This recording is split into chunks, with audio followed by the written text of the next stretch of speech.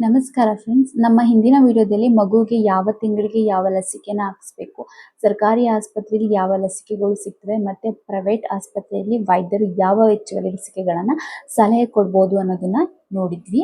ಇವತ್ತಿನ ವಿಡಿಯೋದಲ್ಲಿ ಪ್ರತಿಯೊಂದು ಲಸಿಕೆ ಯಾಕೆ ಮುಖ್ಯ, ಅದು ಯಾವ ಕಾಯಿಲೆಯಿಂದ ಮಗುವನ್ನು ರಕ್ಷಣೆ ಮಾಡುತ್ತೆ ಅನ್ನೋದನ್ನ ತುಂಬ ಸರಳವಾಗಿ ನೋಡೋಣ.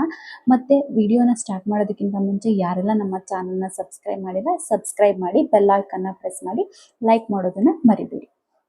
ಮೊದಲನೇದಾಗಿ BCG ವ್ಯಾಕ್ಸಿನ್ ಅಂದರೆ ಮಗು ಹುಟ್ಟಿದ ತಕ್ಷಣ ಹಾಕೋ ಮೊದಲ ಲಸಿಕೆ BCG.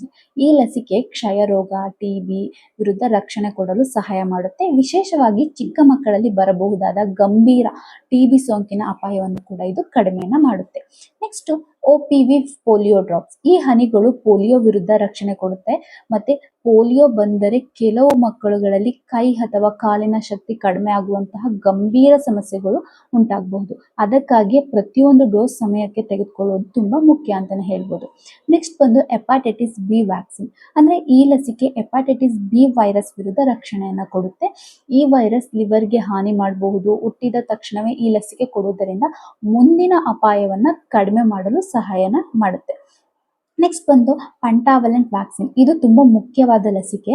ಒಂದೇ ಲಸಿಕೆಯಲ್ಲಿ 5 ಕಾಯಿಲೆಗಳ ವಿರುದ್ಧ ರಕ್ಷಣೆಯನ್ನ ಸಿಗುತ್ತೆ. ಅಂದ್ರೆ ಡಿಫ್ತೀರಿಯಾ, ವೂಫಿಂಗ್ ಕಫ್, ಟೆಟಾನಸ್, ಹೆಪಾಟೈಟಿಸ್ B, ಇಬ್ಸೋಂಗ್. ಈ ಕಾಯಿಲೆಗಳು ಮಕ್ಕಳುಗಳಲ್ಲಿ ಗಂಭೀರ ಆರೋಗ್ಯ ಸಮಸ್ಯೆಗಳನ್ನ ಉಂಟು ಮಾಡಬಹುದು. ಅದಕ್ಕಾಗಿಯೇ ಪೆಂಟಾವಲೆಂಟ್ ಲಸಿಕೆ ಬಹಳ ಮುಖ್ಯ. ನೆಕ್ಸ್ಟ್ ಬಂದು IPV ವ್ಯಾಕ್ಸಿನ್. ಇದು ಕೂಡ ಪೋಲಿಯೋ ವಿರುದ್ಧ ಲಸಿಕೆ. OPV ಮತ್ತೆ IPV ಎರಡೂ ಸೇರಿ ಮಗುವಿಗೆ ಪೋಲಿಯೋ ವಿರುದ್ಧ ಉತ್ತಮ ರಕ್ಷಣೆ ಸಿಗುವಂತೆ ಸಹಾಯವನ್ನ ಮಾಡುತ್ತೆ. ನೆಕ್ಸ್ಟ್ ಬಂದು ರೋಟಾವೈರಸ್ ವ್ಯಾಕ್ಸಿನ್. ರೋಟಾವೈರಸ್ ಸೋಂಕಿನಿಂದ ಚಿಕ್ಕ ಮಕ್ಕಳಿಗೆ ತೀವ್ರ ಬೇದಿ ಮತ್ತೆ ವಾಂತಿ ಆಗಬಹುದು. ಸೊ ಕೆಲವೊಮ್ಮೆ ದೇಹದಲ್ಲಿ ನೀರಿನ ಕೊರತೆ ಉಂಟಾಗಿ ಆಸ್ಪತ್ರೆಯಲ್ಲಿ ಚಿಕಿತ್ಸೆ ಪಡೆಯುವ ಪರಿಸ್ಥಿತಿ ಬರಬಹುದು. ಈ ಲಸಿಕೆ ಆ ಅಪಾಯವನ್ನ ಕಡಿಮೆ ಮಾಡಲು ಸಹಾಯವನ್ನ ಮಾಡುತ್ತೆ. ನೆಕ್ಸ್ಟ್ ಬಂದು PCV ವ್ಯಾಕ್ಸಿನ್. ಅಂದ್ರೆ PCV ಲಸಿಕೆ ನ್ಯೂಮೋನಿಯಾ, ಕಿವಿಯ ಸೋಂಕು ಮತ್ತೆ ಬ್ಯಾಕ್ಟೀರಿಯಾದಿಂದ ಉಂಟಾಗುವ ಕೆಲವು ಗಂಭೀರ ಸೋಂಕುಗಳ ವಿರುದ್ಧ ರಕ್ಷಣೆ ನೀಡಲು ಸಹಾಯವನ್ನ ಮಾಡುತ್ತೆ. ನೆಕ್ಸ್ಟ್ ಬಂದು MR ವ್ಯಾಕ್ಸಿನ್. MR ಅಂದ್ರೆ ಮಿಸಲ್ಸ್ ಮತ್ತೆ ರುಬೆಲ್ಲಾ. ಈ 2 ವೈರಸ್ಗಳಿಂದ ಉಂಟಾಗುವ ಕಾಯಿಲೆಗಳ ವಿರುದ್ಧ ರಕ್ಷಣೆಯನ್ನ ಕೊಡುತ್ತೆ. ನೆಕ್ಸ್ಟ್ ಬಂದು MMR ವ್ಯಾಕ್ಸಿನ್. ಅಂದ್ರೆ ಇದು ಸಾಮಾನ್ಯವಾಗಿ ಖಾಸಗಿ ಆಸ್ಪತ್ರೆಗಳಲ್ಲಿ ವೈದ್ಯರ ಸಲಹೆಯಂತೆ ಕೊಡಬಹುದು. ಇದು 3 ಕಾಯಿಲೆಗಳ ವಿರುದ್ಧ ರಕ್ಷಣೆಯನ್ನ ಕೊಡುತ್ತೆ. ಯಾವುದು? ಮಿಸಲ್ಸ್, ಮಮ್ಸ್, ರುಬೆಲ್ಲಾ. ಇದನ್ನ ಕಾಯಿಲೆಗಳಿಂದ ರಕ್ಷಣೆಯನ್ನ ಇದು ಕೊಡುತ್ತೆ. ನೆಕ್ಸ್ಟ್ ಬಂದು ಚಿಕನ್ ಪಾಕ್ಸ್ ವ್ಯಾಕ್ಸಿನ್. ಈ ಲಸಿಕೆ ಚಿಕನ್ ಪಾಕ್ಸ್ ನ ಅಪಾಯವನ್ನ ಕಡಿಮೆ ಮಾಡಲು ಮತ್ತು ಬಂದರೂ ಅದರ ತೀವ್ರತೆ ಕಡಿಮೆ ಮಾಡಲು ಇದು ಸಹಾಯವನ್ನ ಮಾಡುತ್ತೆ. ನೆಕ್ಸ್ಟ್ ಬಂದು ಹೆಪಾಟೈಟಿಸ್ A ವ್ಯಾಕ್ಸಿನ್. ಅಂದ್ರೆ ಈ ಲಸಿಕೆ ಹೆಪಾಟೈಟಿಸ್ A ವೈರಸ್ ನಿಂದ ಉಂಟಾಗುವ ಲಿವರ್ ಸೋಂಕಿನಿಂದ ವಿರುದ್ಧ ರಕ್ಷಣೆಯನ್ನು ನೀಡಲು ಕೂಡ ಇದು ಸಹಾಯವನ್ನ ಮಾಡುತ್ತೆ. ನೆಕ್ಸ್ಟ್ ಬಂದು ಟೈಫಾಯ್ಡ್ ವ್ಯಾಕ್ಸಿನ್. ಇದು ಟೈಫಾಯ್ಡ್ ಜ್ವರದಿಂದ ರಕ್ಷಣೆ ಕೊಡಲು ಈ ಲಸಿಕೆ ಸಹಾಯವನ್ನ ಮಾಡುತ್ತೆ. ನೆಕ್ಸ್ಟ್ ಇನ್ನೊಂದು ಬಂದು ಇನ್ಫ್ಲೂಯೆನ್ಸಾ ವ್ಯಾಕ್ಸಿನ್. ಅಂತಂದ್ರೆ ಪ್ರತಿ ವರ್ಷ ಫ್ಲೂ ವೈರಸ್ ಹರಡುವ ಸಮಯದಲ್ಲಿ ಕೆಲ ಮಕ್ಕಳಿಗೆ ವೈದ್ಯರು ಈ ಲಸಿಕೆಯನ್ನ ಸಲಹೆಯನ್ನ ಕೊಡ್ತಾರೆ. Next HPV vaccine.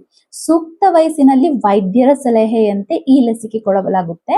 ಇದು HPV ವೈರಸ್ಗೆ ಸಂಬಂಧಿಸಿದ ಕೆಲವು ಗಂಭೀರ ಕಾಯಿಲೆಗಳ ಅಪಾಯವನ್ನ ಕಡಿಮೆ ಮಾಡಲು ಸಹಾಯವನ್ನ ಮಾಡುತ್ತೆ.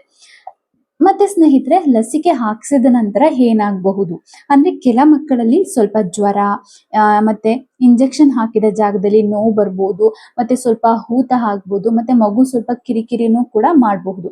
ಇದು ಸಾಮಾನ್ಯವಾಗಿ 1 ಅಥವಾ 2 ದಿನಗಳಲ್ಲಿ ಕಡಿಮೆ ಆಗುತ್ತೆ. ಇನ್ ಕೇಸ್ ಏನಾದ್ರೂ ಕಡಿಮೆ ಆಗ್ಲಿಲ್ಲ ಅಂತಂದ್ರೆ ನೀವು ವೈದ್ಯರ ಹತ್ರ ತೋರಿಸ್ಬೇಕಾಗುತ್ತೆ. ಮತ್ತೆ ಮಗುವಿಗೆ ತುಂಬಾ ಹೆಚ್ಚು ಜ್ವರ ಬಂದ್ರೆ, ಉಸಿರಾಟದ ತೊಂದರೆ ಕಂಡು ಬಂದ್ರೆ ಅಥವಾ ಮಗು ತುಂಬಾ ಸುಸ್ತಾಗಿ ಕಂಡ್ರೆ ತಕ್ಷಣ ಮಕ್ಕಳ ವೈದ್ಯರನ್ನ ಸಂಪರ್ಕಿಸಬೇಕಾಗುತ್ತೆ. ಮತ್ತೆ ಫ್ರೆಂಡ್ಸ್, ಕೊನೆಯದಾಗಿ ಒಂದು ಮಾತು, ಪ್ರತಿಯೊಂದು ಲಸಿಕೆಯ ಹಿಂದೆ ಒಂದು ಮುಖ್ಯ ಉದ್ದೇಶ ಇದೆ. ಮಗುವನ್ನು ಹಲವಾರು ಗಂಭೀರ ಸೋಂಕುಗಳಿಂದ ರಕ್ಷಿಸಲು ಲಸಿಕೆಗಳು ಬಹಳ ಪ್ರಮುಖ ಪಾತ್ರವನ್ನ ವಹಿಸುತ್ತೆ. ಹಾಗಾಗಿ ವ್ಯಾಕ್ಸಿನೇಷನ್ ಕಾರ್ಡ್ ನಲ್ಲಿ ಕೊಟ್ಟಿರುವ ದಿನಾಂಕಕ್ಕೆ ತಪ್ಪದೆ ಲಸಿಕೆಯನ್ನ ಹಾಕಿಸ್ಕೊಳ್ಳಿ. ಈ ವಿಡಿಯೋ ನಿಮ್ಗೆ ಉಪಯೋಗ ಆಗಿದ್ರೆ ಲೈಕ್ ಮಾಡಿ, ನಮ್ಮ ಚಾನಲ್ನ ಸಬ್ಸ್ಕ್ರೈಬ್ ಮಾಡಿ.